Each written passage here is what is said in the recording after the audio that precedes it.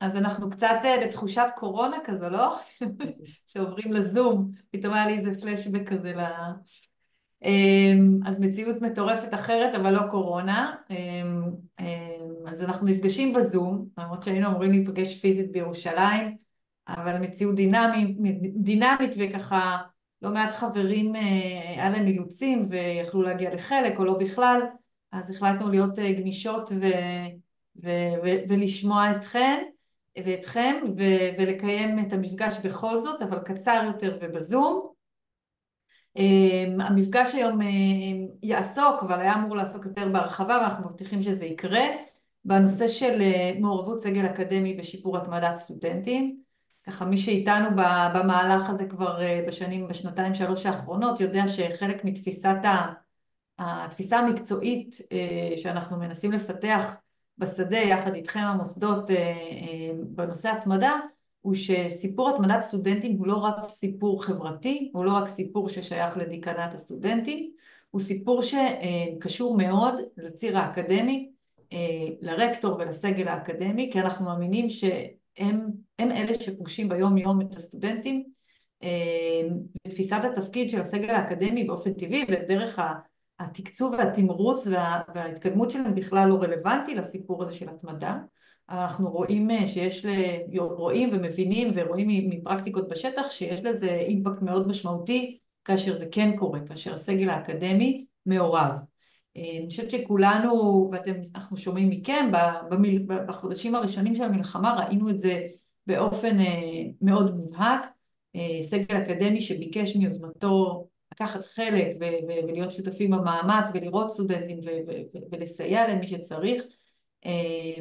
ואנחנו היינו רוצים שהדבר הזה יקרה גם בשגרה ולא רק בעיתות חירום, וזו השיחה שהייתה ככה אמורה להתקיים בכנס היום ובמכללת עזריאלי, שעושים דברים נפלאים בהקשרים האלה. אז היום בגלל שאנחנו בזום החלטנו להתמקד בחלק מסוים של היום שמדבר על באמת ניסיון, פרקטיקות וחקר מהעולם. תכף מיכל תציג את המרצה שלנו. קצת נתחיל שיח בנושא, ובמפגש הבא אנחנו ממש נשב ונלמד למידת עמיתים על פרקטיקות של מעורבות סגל אקדמי במכללת עזריאלי ובכלל במוסדות שלכם. אז אני מאחלת לנו ככה שעה וחצי מעניינות ומשמעותיות, ושכולנו נראה ימים טובים יותר, מה נגיד? תחזיקו ככה, תחזיקו ולהחזיקו לנו ביחד מעמד. והזדמנות גם להגיד שנה טובה. אנחנו בטח לא נתראה עד אז. אז תודה, ואני מעבירה למיכל. היי, בוקר טוב לכולם. אז באמת אני רק אחזור ככה כמה דברים שחשוב לי באמת להדגיש. אחד זה באמת שהעבודה עם עזריאלי הייתה, עם מכללת עזריאלי והמצבת שם הייתה באמת מדהימה, מרתקת, מקורית, מעניינת, ייחודית, ואנחנו באמת חושבים שאנחנו נרצה לזכות את כל הפורום הזה באמת ללמוד ולחוות ככה את הדברים שהם תכננו לעשות. וא' ממש ממש תודה סליחה על כל העבודה, ואנחנו באמת ככה נרצה להשלים את החסר. וגם אני עוד פעם אני אחזור ואני אגיד שבעצם אנחנו מדברים על הנושא הזה כמעט מההתחלה שהתכנסנו. אנחנו מדברים על תשתיות, אנחנו מדברים על לערב את כל היחידות שנמצאות במוסד סביב הנושא הזה של התמדה, והסיפור של הסגל האקדמי הוא באמת נושא שאנחנו כל הזמן מתמודדים איתו, אולי קצת חוששים ממנו, לא כל כך מבינים איך לגעת בו. ואני אגיד שהוא היה בגאנט התיאורטי של תשפ"ד, הוא היה, אנחנו כמובן בעקבות המלחמה דחקנו אותו הצידה, אבל המלחמה גם זימנה לנו כל מיני הזדמנויות, ובאמת ראינו עבודה של סגלים אקדמיים שבאמת חרגה מכל פעילות קודמת שלהם, ובאמת אנחנו רואים פה איזושהי הזדמנות ללמוד את הדברים, לחשוב איך אפשר באמת להביא אותם צעד אחד קדימה. אז היום באמת אנחנו הבאנו גם קולות מהמחקר העולמי וגם קולות מהשטח הישראלי, ואנחנו ננסה ביחד לבנות את התמונה הזאת. עכשיו רגע לפני שאנחנו ככה, אני עוברת למרצה, אני רוצה דקה לתת איזשהו הקשר תיאורטי ממש ממש קצר. אנחנו לא כל כך יצאנו לעשות את זה. רואים את המצגת? לא, עוד לא. לא, עוד לא, אז רגע, אני אעבוד על זה עוד שנייה.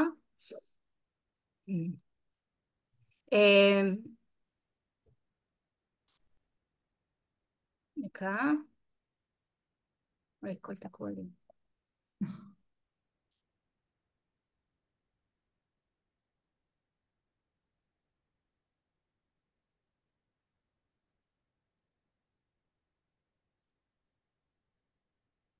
אוקיי, אז ככה אני רוצה להכניס את הסיפור הזה של התמדה למסגרת תיאורטית מאוד מאוד סכמטית ומאוד מאוד מבוססת ככה מחקרית, אבל אני חושבת שאולי תכניס אותנו קצת לקונטקסט של מה שאנחנו, אני חושבת מדברים עליו באופן כללי, אבל ספציפית מדברים עליו היום, אני חושבת שזה חשוב להסתכל. אז אני הולכת להציג פה מודל של טינטו. טינטו הוא תיאורטיקן וחוקר שכבר סוף שנות ה-60, בטח שנות ה-70, בנה איזה מודל שנקרא Student Integration Model, והוא מדבר, תכף אני אלך איתכם את כל התהליך, מודל מאוד מאוד מאוד בסיסי, מאוד מאוד נחקר, כמובן שנעשו בו הרבה שינויים לאורך השנים, אבל אני דווקא רוצה להציג את המהלך הסכמטי שבעצם מתאר בתיאוריה שלו, שהיא נתמכה עוד פעם גם על הרבה מאוד מחקרים וגם על כל מיני התפתחויות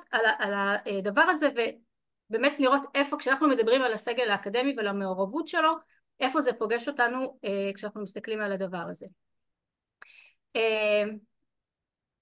רגע, אוקיי, אז בעצם המודל מתחיל כמובן במאפיינים. יכולה זה מצורת פרזנטציה, סליחה על התפרצות, ללחוץ את זה שנראה את זה כי אנחנו רואים את זה בתצוגת עריכה. עוד פעם? זה לא בתצוגה מלאה? לא, זה היה בתצוגה של עריכה. מיכל, זה דרך השאר סקרין הכחול. או יופי, לא, היא יודעת, היא עשתה את זה מצוין, יופי, תודה. כן, לא, כי אני ראיתי את זה ככה אותו דבר מקודם, אבל סבבה. אוקיי, אז אני אתחיל ככה, באמת במאפיינים מה שנקרא הטרום אקדמיים. אנחנו יודעים, סטודנטים מגיעים אלינו עם נתוני רקע שונים, שבאים לידי ביטוי גם מהמקום התרבותי חברתי שהם מגיעים ממנו, עם איזשהו סל כישורים אישי שהם באים איתו מהבית אחרי 20 פלוס מינוס שנים שהם נמצאים פה על האדמה, וגם איזשהו רקע לימודי שיותר קשור באמת למה שהם הספיקו ללמוד ולרכוש מבחינה אקדמית. בשלב השני התיאוריה אומרת בעצם אנחנו צריכים לחשוב על המטרות והמחויבות של הסטודנטים, בעצם למה הם באו, מה הם עושים פה, מה הם רוצים להשיג, עד כמה הם רוצים, עד כמה זה חשוב להם, מה העדיפויות שלהם, מה המחויבויות שלהם לתואר, וגם איזה מחויבויות נוספות יש להם מחוץ ללימודים. זה נושא שהוא מאוד מאוד רלוונטי כשמדברים על הבדלים תרבותיים, דור ראשון להשכלה וכולי. ואז בעצם מגיעים לחוויה המוסדית. מה קורה לסטודנט כשהוא נכנס כבר לתוך האקדמיה? בתוך החוויה המוסדית אנחנו נחלק את זה לחוויה אקדמית וחוויה חברתית, שגם פה יש חוויה שהיא פורמלית וחוויה לא פורמלית. מה זאת אומרת?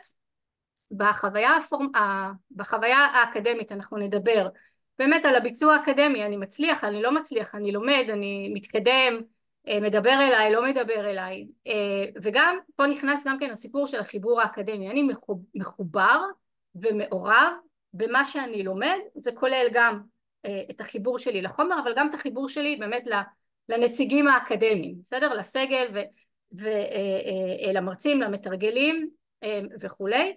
והחלק הבא הוא חלק מאוד מאוד משמעותי, שהוא גם כן החלק הפורמלי והלא פורמלי של אינטראקציות עם קבוצת השווים, עם החברים, איך אני מבחינה חברתית, איזה עוד פעילויות אני מקיים, פורמליות ולא פורמליות, שגם מפתחות אותי בתור בן אדם. זאת לב החוויה.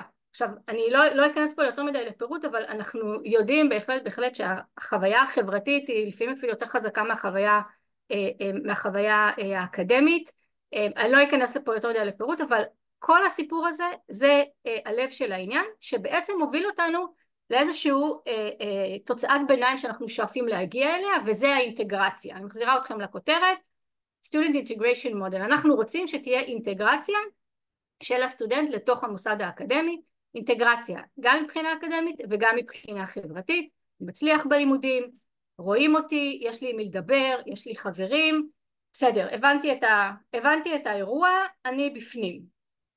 בשלב הזה הסטודנט יחזור ויבחן עוד פעם את המטרות שלו, את המחויבויות שלו, הוא כל הזמן שואל את עצמו, ועוד פעם זה איזושהי לולאה חוזרת על עצמה כל הזמן, מה אני עושה פה?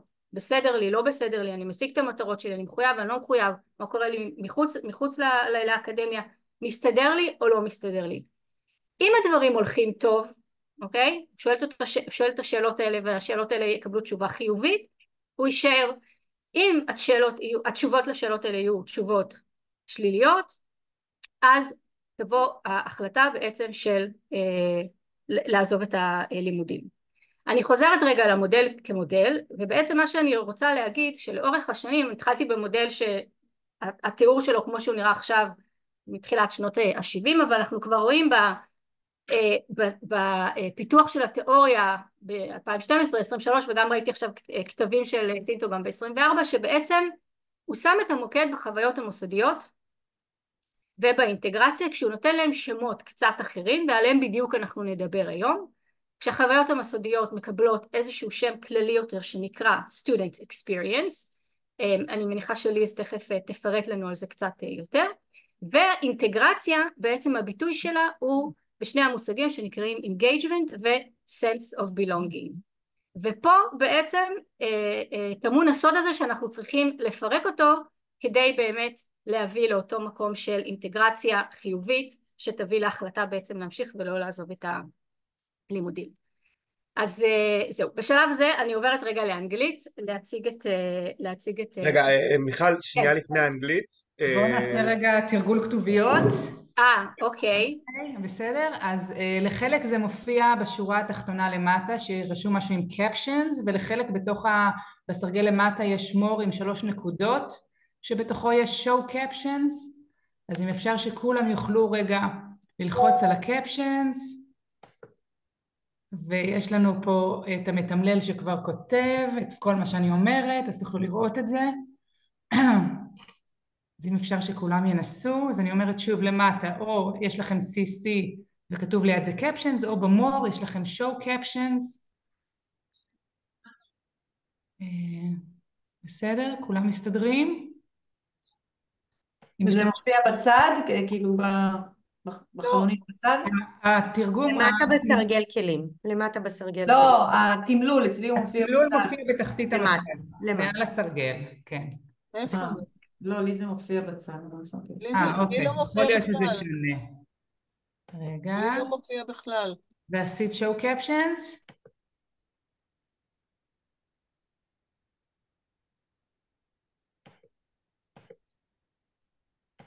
בוא'נה, זה מגניב. למדנו דבר לעדכן את חדש. הגרסה? מה? לא שמעתי? אולי מי שלא רואה, אולי היה צריך לעדכן את הגרסה, כי אני לא רואה. עשיתי show caption ונדה. גם אני לא רואה. גם אצלי זה לא מופיע. היינו צריכים לעדכן את הגרסה. אין, לא מופיע לי כלום. תבחרו בצבע בולט, כתום או משהו, אדום. איפה זה? על מה את מדברת? התמלול מופיע בתחתית העמוד. אני לא, בתחתית שלא. העמוד ואין לי כלום. כן, אני חושבת שאולי היינו צריכים את לעדכן רואה, גרסה. המסך שלך מלא? את רואה את הזום במסך מלא? כן? צריך לבחור בצבע כתום, זה עובד הכי טוב. על מה את מדברת? יש לך אפשרות לבחור את... יערה, אולי תשתפי את המסך שלך ופשוט תראי איך את רואה את הדברים. דווקא אצלי זה יפי אחרת מדיאנה והרן, אז רן אולי תעשה אתה את השיתוף של המסך כדי להראות איך זה אצלך, כי אצלי זה היה, אני הייתי יחידה שהיה לי CC למטה, אני כן התקנתי משהו לפני זה כי אני הייתי צריכה להרשות את ההרשאה למתרגם. אז הנה הרן מראה. אתם רואים את הוואטסאפ שלי, אבל זה לא מה שרציתי שתראו. לא, אז איך אני מראה את הזה? בוחר מסך אחר. כן, לא, אבל כאילו הייתי במסך של הזה, רגע ננסה לעשות ככה. אולי עכשיו זה יעבוד לי. לא בטוח שהוא יודע להראות את המסך עצמו, אבל בוא ננסה. ואפשר לעשות צילום מסך למסך הקיים, ואז לראות לא, איפה זה. הוא מראה את ה... בוא נראה אם עכשיו... לא, הוא מראה רק את ה... כל מה שהוא לא ה... רגע, אז אולי אני תעשה אצלם. צילום מסך. אגב, כן, זה סליחה, הפסיק לתמלל גם אצלנו, קמי, זה פשוט הוא הפסיק לתמלל רגע. Liz, we're sorry, we're just working on the translation for a minute. סליחה על התערבות, יכול להיות שבסלולרי לא עובד אלא רק במחשבים. גם יכול להיות. אוקיי. אז חבל, היינו אומרים. למרות שאני לא בטוח בזה ב100%, אבל אולי. אוקיי. בכל מקרה התרגום יהיה בהקלטה, אז אחר כך נעביר לכם גם את הכל עם התרגום. אני מציעה שנתחיל, ואולי יערה תכתבי את הנייד שלך פה בצ'אט ואז יתכתבו איתך מי שמתקשה, נראה לי הכי טוב.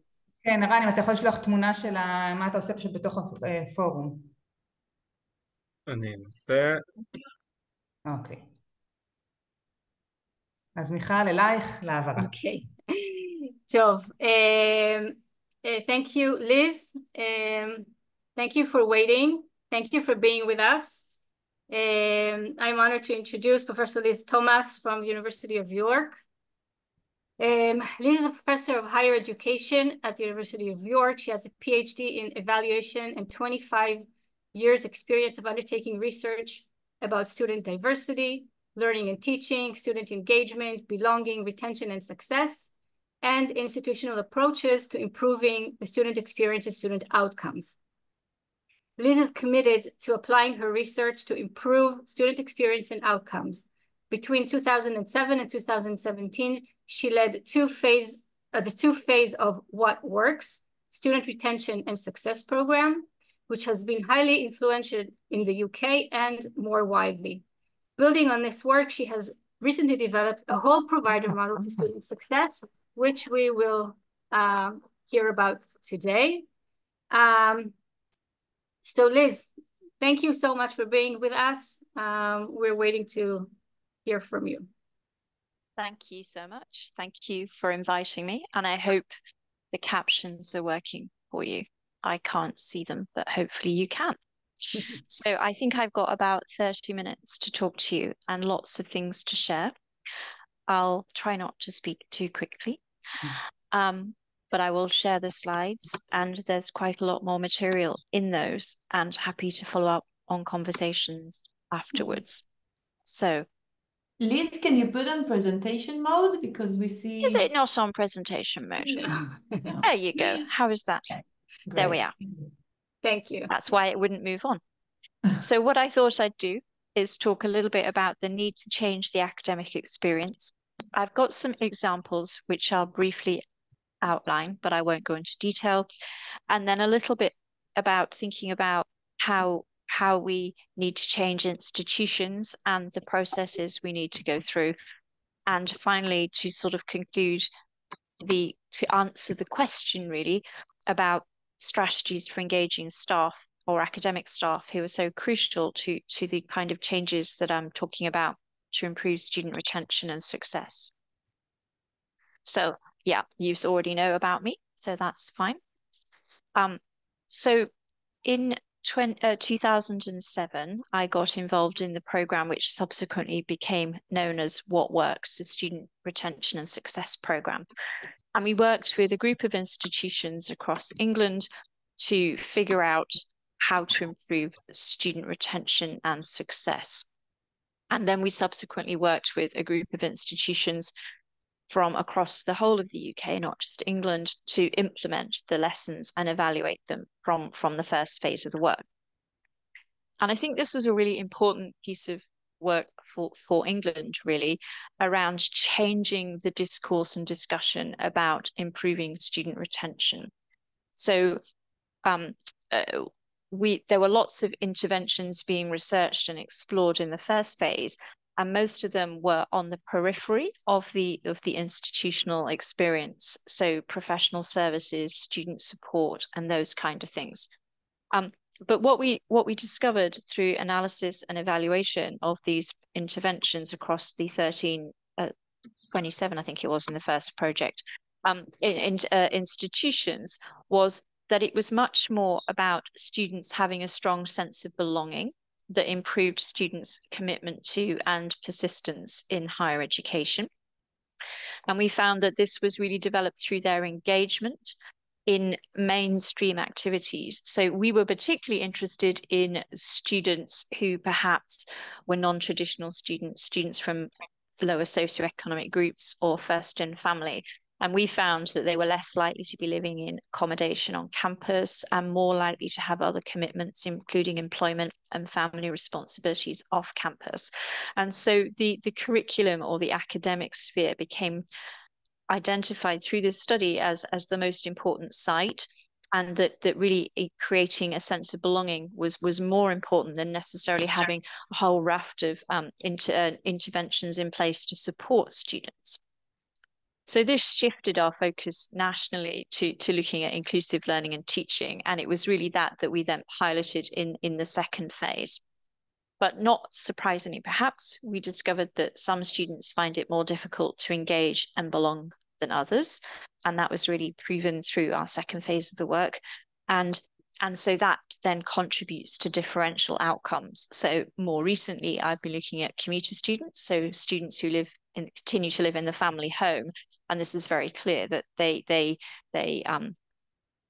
prioritize their engagement in academic activities and deprioritize their wider engagement in the student experience.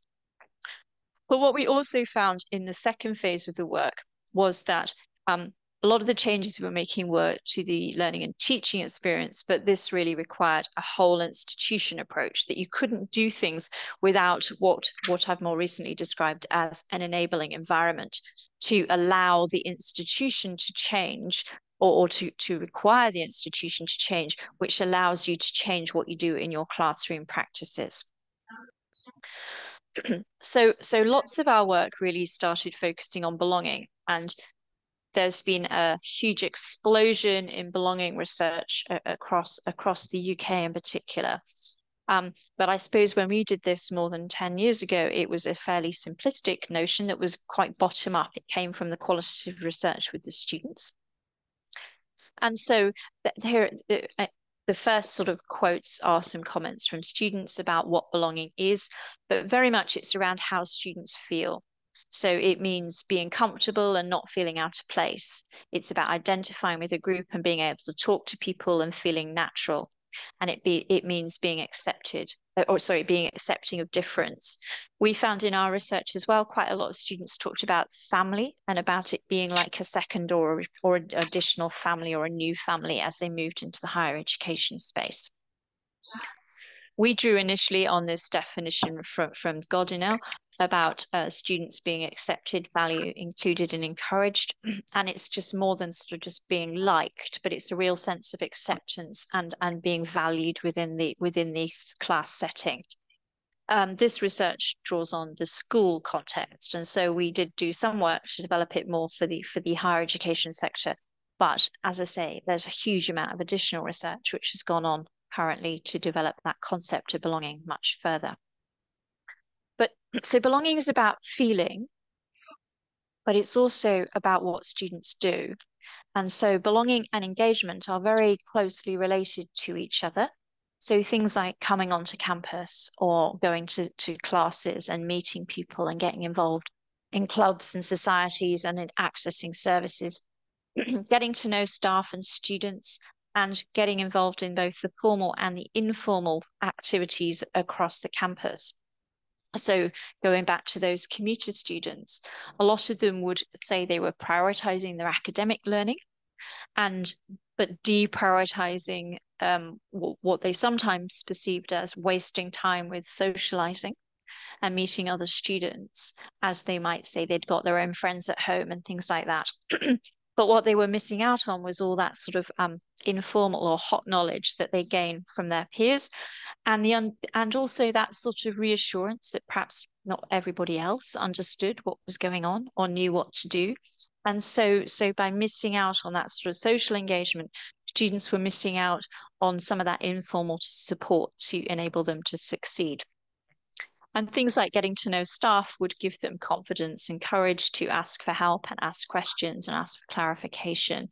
And so belonging is about feeling from the work that we've done, but it's also about what students do once they come to campus, and indeed getting them onto campus or engaging them in online environments is really important part of that. So we found that student belonging in our project was an outcome of particularly about peer relationships, so making friends with other students, but also about having meaningful interaction with academic staff. Students found it quite challenging to move from a school or college setting where they were known to being seemingly anonymous in institutional settings. So those things like staff knowing their names become quite important ways of signifying that students value and are valued and are cared for within the institution. But we also acknowledged that students needed to develop the knowledge, confidence, and identity to be successful learners. And so there's something about feeling that they're entitled to be there and developing those skills and identity. And that's really important for students who perhaps are the first in their family or don't come from schools or communities where people go to higher education. So making that hidden curriculum or those unwritten rules much more explicit is a really important part of helping students to develop that ability to engage and belong. And really helping them to understand the value of engagement and belonging is something that we've been looking at more recently. And finally, something that we found that helps students to belong was around creating an HE experience which was relevant to their current interests and their future goals. So reflecting some of their own experiences into the curriculum, or reflecting authors or a material that's relevant to perhaps their background, but also about where they want to go in the future. So we found that introducing some aspects of employability work really early on was quite valuable to help students see that they could imagine their future self through the higher education experience, progressing into the workplace and creating a kind of professional identity. So helping them to understand how the program at higher education would allow them to move from where they were to where they wanted to be through those kind of introductions to things around employment outcomes seem to be quite important in those early stages, particularly for some of the less vocational courses where students' identity was perhaps less easy to forge. So what I think has happened more generally from when we did this work is that engagement and belonging have become much more explicitly recognized for their contribution to improving student retention and success. So Malcolm Tite did a nice review and really showed how the research on retention has gone down and the research on student engagement has gone up, and how this is connected to concepts about student success. But the whole concept of student engagement is really poorly defined, but it's kind of broadly understood to be getting involved in things both within the classroom and beyond the classroom experience and having these kind of interactions. So it does align quite closely with the things that we found contributed to student belonging and success in higher education. And so we found that there was a kind of a mutually beneficial relationship between engagement that kind of enriches the experience and creates those connectedness with peers and with faculty and facilitates access to support. And so there's a kind of virtuous circle. I've already mentioned the commuter students, so I won't talk about that anymore. So this was really summarized in our what works diagram. And so when we started off, we had interventions in all of those sort of central colored circles. So we had things going on across the institution. But what we began to realize as the project progressed and we looked more and more at the evidence was the importance of that academic sphere, of really ensuring that our retention interventions were targeted through the curriculum, as that was the way to reach all the students, and particularly those students that we were interested in, those who were perhaps spending less time on campus. We recognized that the work needed to start really early, so it was often about building those relationships and sense of belonging before students came into the institution and throughout their experience. We also acknowledged in the first of those kind of grey circles around the outside the idea about student capacity building, enabling students to belong. And then around staff capacity building, so giving staff the skills, but also the time and ability and resources to provide engaging opportunities. I think that's still quite challenging in many institutions in the UK. Staff don't always have a strong sense of belonging, and that makes it much harder for them to kind of represent and create a belonging environment for their students. And then the final circle was this idea about institutional management and coordination. And that's something that we've perhaps picked up a little bit more in the current work that we're doing around a whole provider approach. But the point to take from this diagram is really the idea that the academic experience is so crucial, and that the work of improving student retention and attainment falls to academic staff primarily, with support from colleagues across the institution, rather than perhaps being the job of colleagues in social services, in student services, or other people who might have the name retention in their job title. So we started to find that there was not a silver bullet, there was not a single intervention which we could say would absolutely improve student retention and success, but we identified the characteristics of the interventions which had appeared to be effective. So they were drawing on evidence. They always had a very explicit academic purpose. Students were very reluctant, or many students were very reluctant to get involved in activities that they couldn't see the point of. Some students would miss the induction activities as they didn't think that they were relevant to their learning experience. So making things explicitly relevant and making them related to the academic learning seemed to be really important, but also tailoring them to the students and the context in which they're learning. We knew that they needed to be mainstream, they had to be delivered to all students, but they also had to be proactive and reaching out to students who were perhaps under-engaging or even not attending. And things which were most successful were collaborative. They were really based on interaction and learning together, rather than a perhaps more individualized model of learning.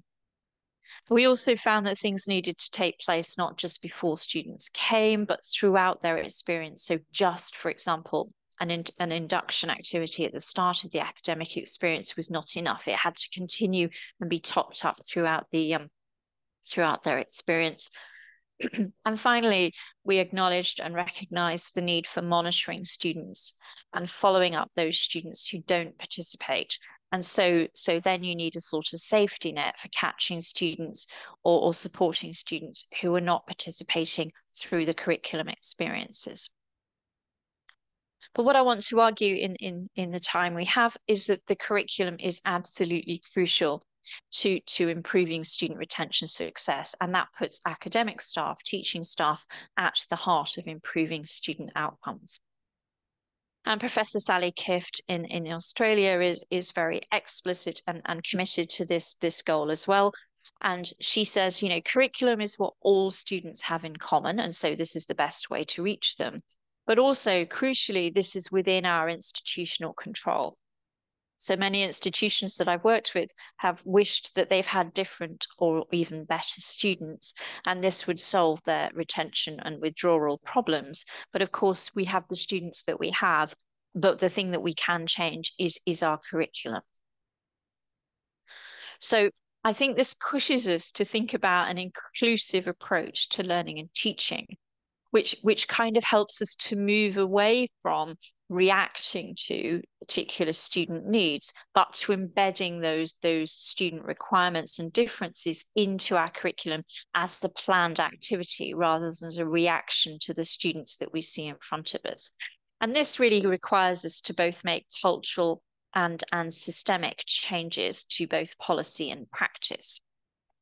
And Sally Kift has designed this as a transition pedagogy, which really tries to take account of the diversity of the students participating in higher education. And Australia is very much like England, with a strong kind of commitment to diversifying student participation in higher education. And so she talks very much around, I mean, this is from 2010, but even currently she talks very much around the process of bringing people to the curriculum table, so that all the different services and partners across the institution should come together to design a curriculum which is appropriate for the students that we have. And if it's worth teaching students, if students need these kinds of skills or knowledges or support, then we should be embedding it into our curriculum experience. So I think the question is, what does this mean in practice? And I'm not going to spend a huge amount of time on this, as we don't have a huge amount of time, but I think it's about 3 key elements. It is about curriculum design and curriculum contents. So curriculum design in terms of what we teach and the kind of materials that we cover. There's a huge push towards decolonizing curriculum contents, which you might think of diversifying the contents of the curriculum and making it relevant to students. And I think that's really important, but I think that's perhaps not the most important thing. For me, the most important thing is around the learning and teaching and the pedagogy, and around using that classroom time to move away from models of a sort of a more learning and teaching model, or a teaching model based on transmitting information, to a learning model based on discussion and facilitation and problem-based learning and active learning, and those various kind of types of learning which have been developed, which really allow students to bring in their own experience and make sense of the material. And it's quite a challenging thing for staff to do, because it involves letting go of responsibility and playing a different role of both facilitating those conversations and discussions, but also a checking up and correcting when students have perhaps misunderstood things or missed things out in their understanding. But it's through that more dialogical approach to learning and teaching that those relationships are developed, and that sense of engagement and belonging are developed. And that's what leads to both the deeper learning, but also students' commitment to stay in higher education and to succeed. And I think the third kind of element of changing the curriculum is looking at the assessment. So one of the interventions that was really successful was around an activity of simplifying the assessment briefs. So making sure that they were written in plain English and were clear and provided all the information that students needed. But also then a very simple kind of activity where the assessment brief was given to students and they were able to read it and raise questions individually, and then to discuss it in pairs, and then anonymously to raise questions about the assessment brief. And then the member of staff teaching the class was able to answer the questions and provide clarification. And this worked really well, because it was providing clarification to all students, not just those students who had the confidence to ask. And it did result across the whole institution in an increase in the number of students submitting their assessed work, and an increase in the number of students passing the assessed work. And it did contribute to closing our awarding gap between ethnic minority and white students. So some really positive outcomes through some quite simple activities around providing more transparency and sort of making the hidden curriculum much more explicit, and ensuring that all students, rather than just those who come for ask extra questions, are provided with that kind of input and guidance.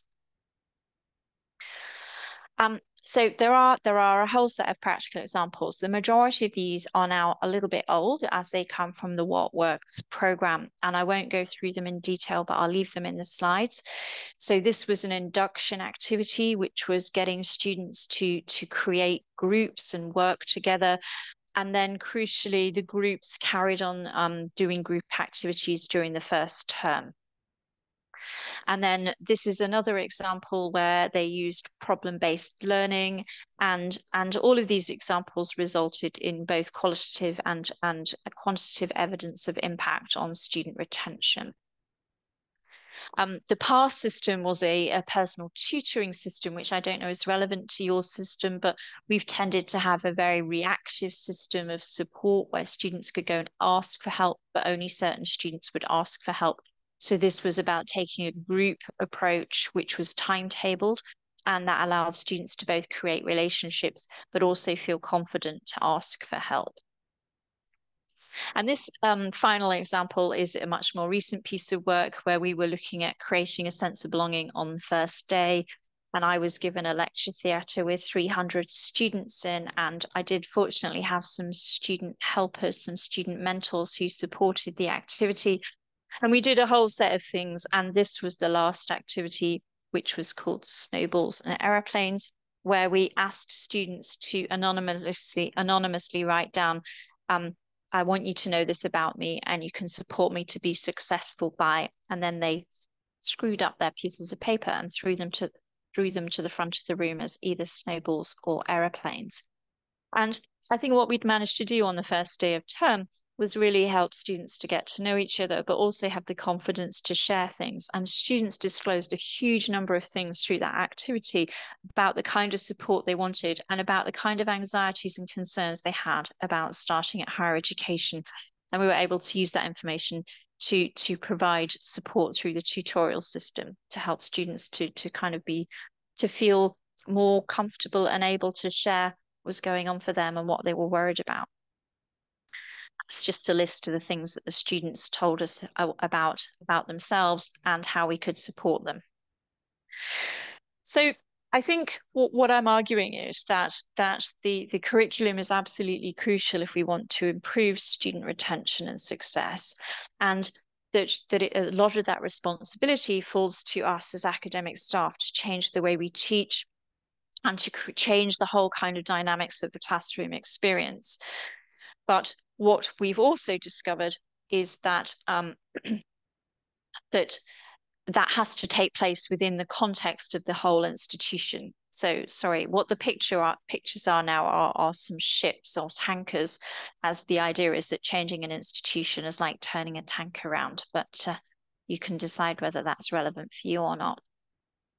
But the whole provider approach that we were talking about is about having inclusive student experience interventions, so those kind of inclusive curriculum activities, coupled with an enabling environment. So this is what we've been working with at the moment to try and change institutions rather than just change parts or pockets of institutions. So you can see here that we've got this inclusive student experience in the middle, which starts from pre-entry and goes throughout the whole student experience, including progression into their next level of education or employment. And what we discovered in research from 2017 that we've then looked at again in 2024 is that we need to have institutional and senior leadership commitment. And that's really important, that it's very hard for anybody to act if actually the senior colleagues and institutions don't really prioritize student success. But then on one hand, we need to change the structure of the organization. And on the other hand, we need to change the culture. So you could see this as a kind of top-down, bottom-up model, that you're changing the structures that enable things and the culture, as in the values and practices and beliefs of staff and students across the institution. And all of this needs to be underpinned by data, evidence, evaluation, and learning. So in terms of structure, the kind of things we're talking about are looking at things like the organization of learning and teaching and the policy alignment and things around communication and coordination of the whole experience. And then on the other hand, we've got the idea about the staff values, knowledge, and opportunities to contribute. So then the whole provider student experience is really talking about extending across the whole life cycle and also looking at the whole of students' lives. So as I say, some students were really just thinking about their academic experience, and we as institutions sometimes just think about their academic success and perhaps don't acknowledge the complexity of students' lives. And so we want students to have experiences across the whole institution and for all students wherever they are. So increasingly in the UK, institutions are setting up overseas campuses or campuses in London, or just one department or faculty might buy into this kind of approach. But we think it's really important for student equity that all students have this kind of inclusive student experience. And also, though, it's based on institutional change rather than requiring students to adapt and fit into an unreformed higher education. And I think that's gradually happening. But sometimes we still look at what students lack rather than what we can do as institutions differently. We generally believe that based on evidence, that we need to reach students through the curriculum. But occasionally we found that there are some student groups who are not benefiting through curriculum-based activities, and then we need to target some of those activities at particular groups of students. One of the things we also identified was that as part of this whole provider approach is that all staff need to be involved, and it's not just staff with widening participation or student retention in their job title.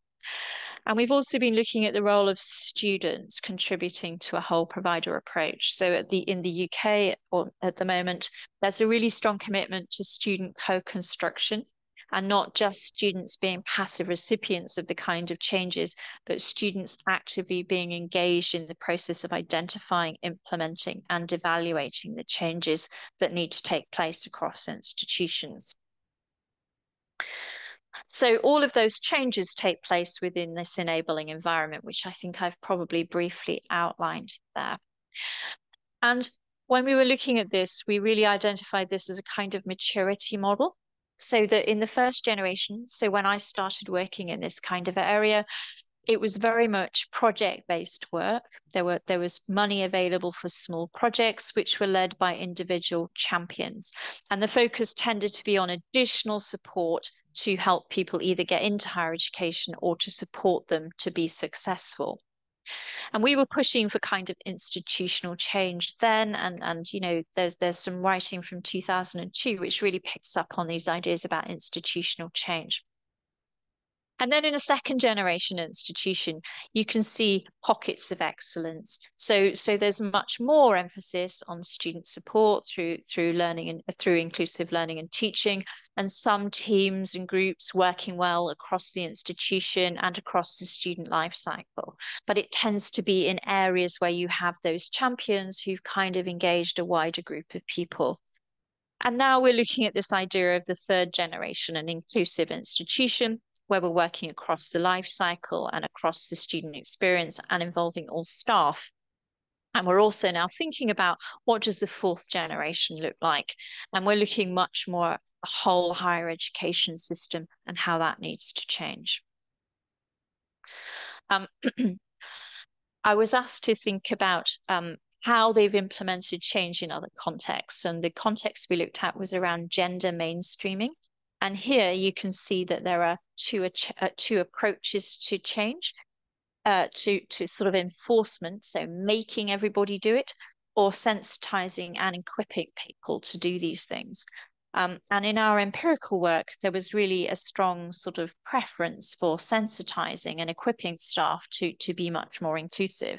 But I think what we've also seen is the need for this kind of dual approach, the top down and bottom up. So creating the structures that enable and the cultures that encourage and really make people want to behave in much more inclusive ways in order to promote student success. So yes, the top down, bottom up idea. So this is the idea that we have to change those policies and structures and processes, but also provide staff with the skills and knowledge and understanding in order to be able to implement change. And Sally Kift calls this the top-down, bottom-up approach. So in terms of this, we're talking around culture, and this is about staff and increasingly about students. And I think this is helpful to think about in terms of both initially raising people's awareness and understanding, and then developing people's skills and capacity to improve and change their practice. And finally, we need to ensure that that follows through. And that's really where, sorry, that's now relates to gender equality again. Sorry, that should say about widening participation and student success. But it should really impact on staff's practice. And that's where the evaluation culture, which is really important at the moment in UK higher education, comes into play. And so it involves things like looking at the leadership, looking at the values and practices, ensuring that students are not part of the problem, but a part of the solution, and allowing people to meet together and discuss things, and really to give staff the confidence to initiate and implement change. And also to use data. So we've got a program of work at the moment trying to change teaching and learning around awarding gaps. And the starting point is to look at that data and allow people to look at the evidence and then move on to creating evidence-informed interventions. So structures really involve the policies and the processes. And I think, again, it's quite useful to think about that as having sort of two or three levels. So the first is what your policies and processes say, so how they're espoused. Crucially, to look at how they're enacted and how they're experienced. And that really is what allows you to see how students are experiencing things across the institution.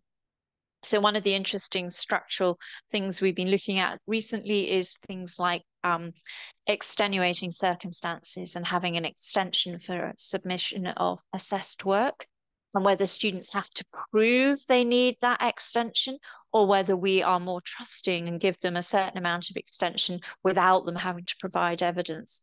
And if you give them that amount of trust and flexibility, it allows them perhaps to manage their life and their academic study and to succeed, rather than sort of falling into the trap of non-submission or poorer submission or poorer types of submission, because they're having to juggle their life, their work, their care and responsibilities alongside their studying. So those kind of structural changes can make a really big difference to certain groups of students. And there's lots of areas where you can look at across the structure of the institution, which I won't sort of go into detail of. But I think it's really important to think about the interplay of structure and culture, that there's a preference for things to come from the bottom up, to come from staff, and for staff to kind of own and make changes that make sense in their own disciplinary context. But I think we need to think about those structures that facilitate and enable us and encourage and reward us to do those things. And so I think an institution needs to have both of those in place. I think the final kind of question or point I want to pick up really is around strategies for engaging staff. So when we started doing the work in 2007, we tended to work with champions. And I think it's quite good to work with champions, the people who want to work with you if you've got some responsibility for implementing institutional change. As trying to force people to come on your journey is probably not a good idea. But what we found was that as we started to implement evidence-informed interventions, that other people were seeing the effectiveness and wanted to come on that journey. So I think it is important to start with your champions and to implement things which have a high chance of success in your context. And so looking at what's worked elsewhere in other contexts, whether that's disciplines or institutions or national systems that have got things in common, is really important. But to recognize that you need to create this kind of enabling environment. So you do need to bring senior colleagues on board. And in the short term, an enabling environment might simply be one member of the senior management team who supports and promotes your work. But in the longer term, you need these kind of broader structural and cultural and evidence changes to be in place. But the crucial thing is that you build in the evaluation and you create the evidence. And we found that as colleagues started to share the evidence through staff meetings and briefings and lunchtime events and things, that other colleagues wanted to get involved once they could see that things were benefiting and making a difference to students' lives. We had students as partners involved in our work. And as I say, that's really important part of the UK kind of culture or approach at the moment. But we found that when students told other staff about their experiences and what had worked for them, that was really much more powerful than colleagues sharing their stories. So then it's about providing opportunities for others to engage with change and develop their skills to implement change. So looking for structures and processes and systems that allow other people to get involved in it. And then finally, I think you do, as more people come on this kind of journey, then you need to look at your structures and processes that require or strongly encourage other people to get involved, but also that reward staff that do well. So when I started working in this field, we were very much promoting the idea of rewarding excellent learning and teaching, not just excellent research. And that's now a much more widespread kind of structural approach in institutions, that people can now be promoted to high levels of their institutions, so to professor, on the basis of excellent learning and teaching, not just on the basis of excellent research. So my concluding thoughts are, that this is a journey. So remember, you're on a journey. Learn from the evidence that's available and the experience of others, although you may well need to adapt it to your own situation. And recognize the importance of student engagement and belonging to improving success, and that puts the academic or the learning experience at the heart of the changes that you need to put in place. And I would start by implementing some changes and collect evidence and involve students in that process and disseminate that work. And then you'll be able to gradually move from pilots to actually institutional change, where embedding student success is part of your business as usual model. That's all I've got to say, and very happy to take questions or comments. Okay, questions, anybody? Yes, if I can. My name is Yael Kaplan. I'm from Hadassah College in Jerusalem. You have a very interesting talk, and you've raised a lot of very, very interesting points. Active learning is something that I can tell you we're doing a lot here, and yet, you were talking about the problem of lack of engagement of the academic staff, that they don't feel belonging. And this is a problem that we also have and we share. What kind of incentives are you using to encourage staff? Because we have tried to engage them in active learning and all sorts of different types of assessments to get the students to be assessed not just at the end of the term, but throughout the term. And it's done, you get this very small group that actually takes part. We have around 850 academic staff. So I would say about, at best, and really this is at best, 50 academic staff that are actually engaged in this. And the rest of them are just, okay, I'll do what I need to do, nothing more than that. And I'd also like to hear a little bit more about, you were talking about students that are very shy and don't come forward, and those are normally the ones that are very weak. We also have that problem. Normally we see that, and I presume that my colleagues would also say that amongst the Arab students, they tend to be much more quieter. And my last question is, you're talking to Israelis. I'm a diversity officer. So especially in Yorkshire, you have had riots in the past, and you have had racial tensions. How does that eventually spill into the classroom? Obviously, what we have is much more, I can't even say the level of it, but how do you see that in England, especially the riots in Bradford? And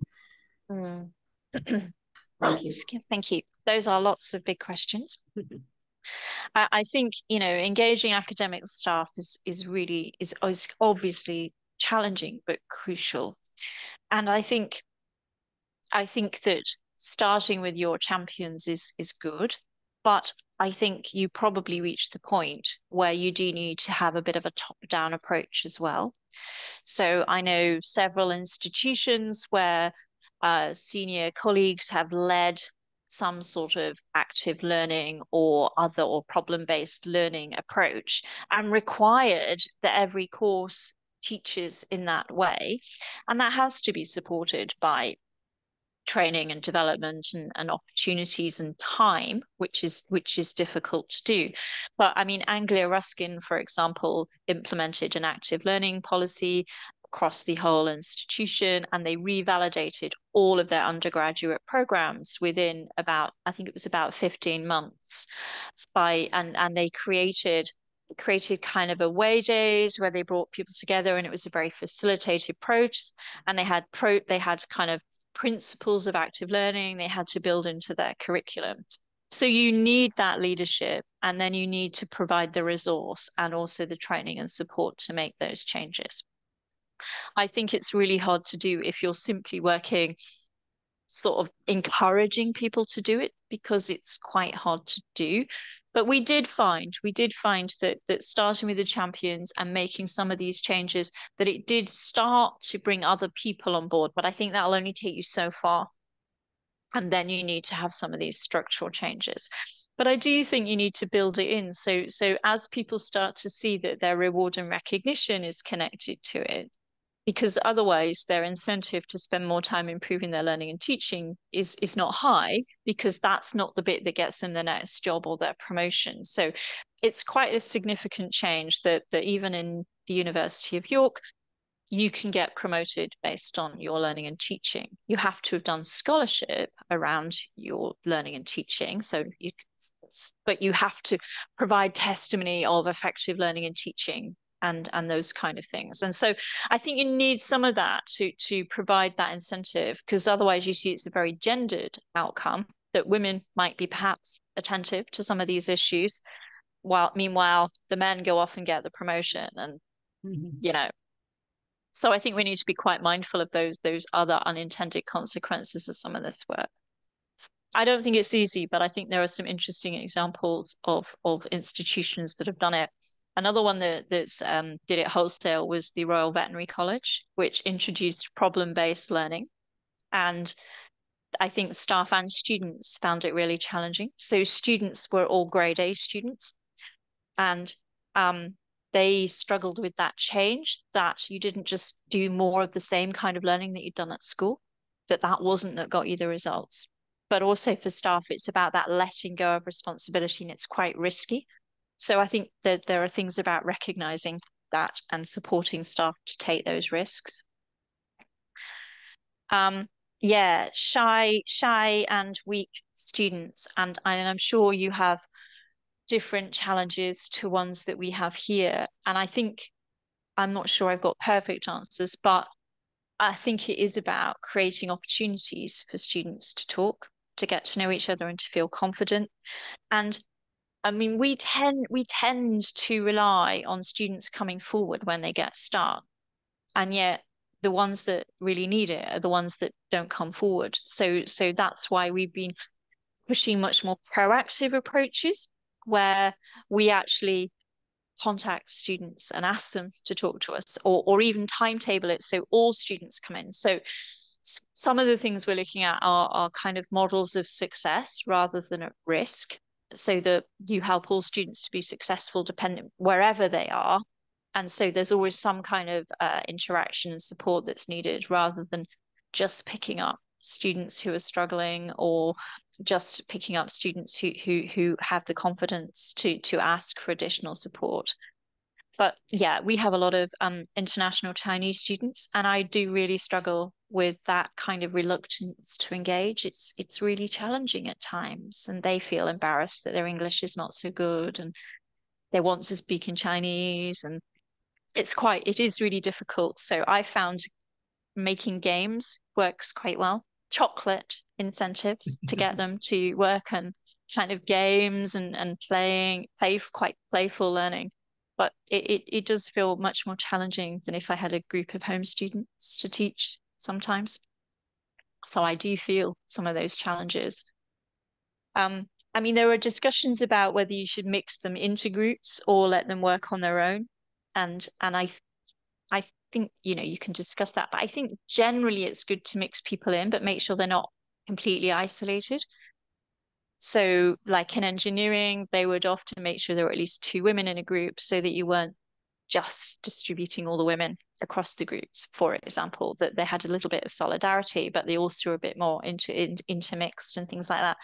The same with mature students, they often find it easier to talk to each other rather than to talk with the younger students, but there's some value in mixing them in as well. So maybe it's true with your Arab students that mixing them in might be helpful. But actually one of the interventions which I don't think I put in was around working in groups, but actually teaching them group working skills, so that if when they run into problems, that the students take greater responsibility for problem solving, and so perhaps they take responsibility for ensuring that everybody's contributing and both in terms of work contributions and thoughts and ideas and having a voice in the group. So there might be some things in that might be interesting. And finally, racial tension in the classroom. We're just really, really short on time. Sorry. And no, not sorry. I feel that we need many, many hours to finish this. This is just the tip of the iceberg. And there is a lot of other stuff in the presentation. We will forward it and we will enhance it with other articles and information that is just really a lot of information that you gave us today, a lot of things to think about. I think we're all about institutional changes, and a lot of the stuff that you've discussed are happening in parallel, but in different areas. And we are I think a lot of us are having difficulties in excluding the academic staff into this institutional change. And I think a lot of the points that you've raised are extremely important, especially, you know, shifting the center of what we have to think about what happens in the classroom and its effect on persistence at the end. So, and student experience, engagement, belonging, and persistence. So yeah, I feel that we've just teased everybody's thought, and there's a lot of more learning to do.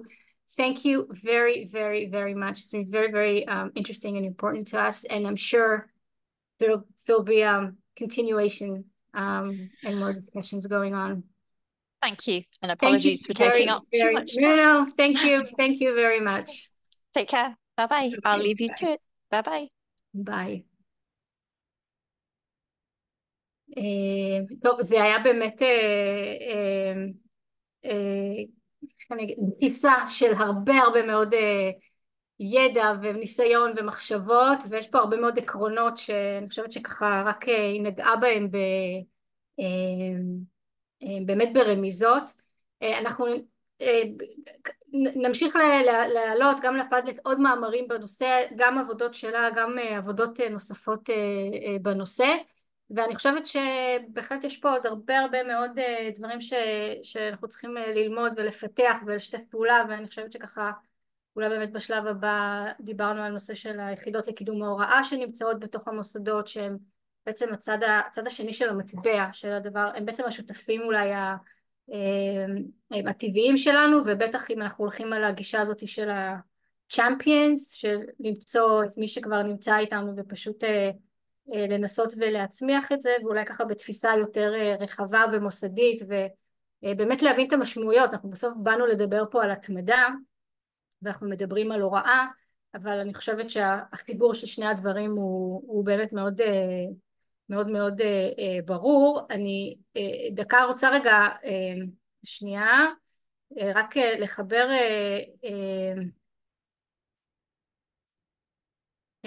באמת לא סיימתי שנייה באמת טינטו באמת כאילו מדבר על זה שההצלחה של הסטודנטים היא בתוך הכיתה, וזה עוד שיעור ועוד קורס, ובסוף אם אנחנו לא נעשה את השינויים שאנחנו רוצים לעשות בתוך הכיתה, ואנחנו לא בעצם נעשה את כל החיזוקים ואת העצמות בפנים, ואנחנו לא נעשה שם את השינוי, אז השינויים שמבחוץ הם יהיו הרבה פחות מוצלחים, ופה אני באמת חושבת שאנחנו צריכים לחשוב איך אנחנו מחברים את כל הסיפור הזה ביחד. מתוך איך אני אגיד את זה, הנורמליות של